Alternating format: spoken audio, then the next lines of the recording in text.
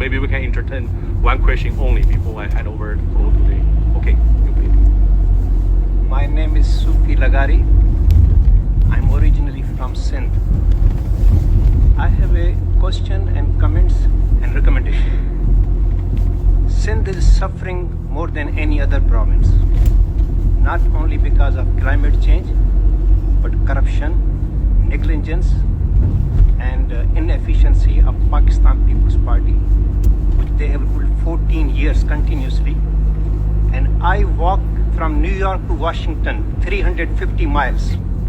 I walked last year, and I walked 2021 424 kilometers from Toronto to Ottawa for against the climate change and for the human rights.